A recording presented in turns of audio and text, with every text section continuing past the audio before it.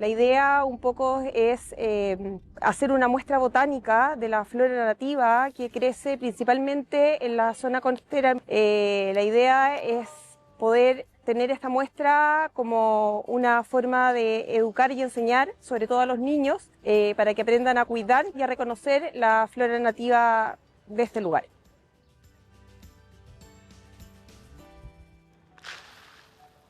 Ferns, flowers, and forest shrubs. This is Matanzas, a small fishing village 2.5 hours away from the Chilean capital of Santiago. It's home to some of the country's most diverse collections of native plants. It was also in this region where the English naturalist Charles Darwin explored in the 1800s that would help build the foundations of his famous theory of evolution. This was the very coastline that Darwin navigated some centuries ago. But the native plants that line Matanzas have been fortifying the cliffs long before his voyage. And today, Ignacii Echeverrii is leading a group of volunteers to repopulate those indigenous shrubs.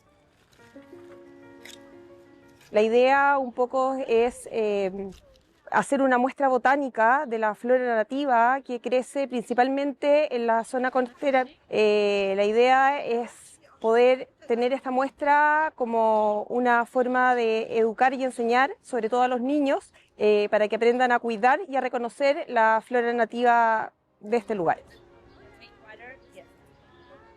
The workshop is focusing on replenishing native plants with two main objectives: to create a biological corridor by attracting insects, birds, and other animals, and to strengthen the soil along the coast.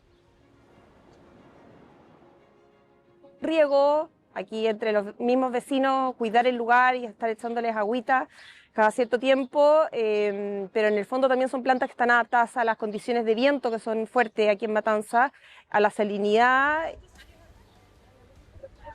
Ignacii and her team are joined by volunteers from Qatar Museums' Years of Culture initiative, who are ready to get their hands dirty, knowing it's for a greater cause. I think we can learn a lot from this community in observing their relationship with the land and the way they treat it and the way they interact with it. There's a lot of respect and love and feeling of, like it's a two-sided relationship. The land gives us, so we give it back with so much love and respect. And that's a value I want to take back home with me.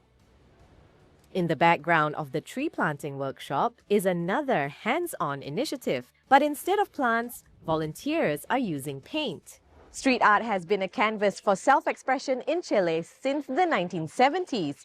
Everywhere you turn, it's hard not to spot vibrant artwork like these. And today, volunteers from Qatar are leaving their mark on these walls.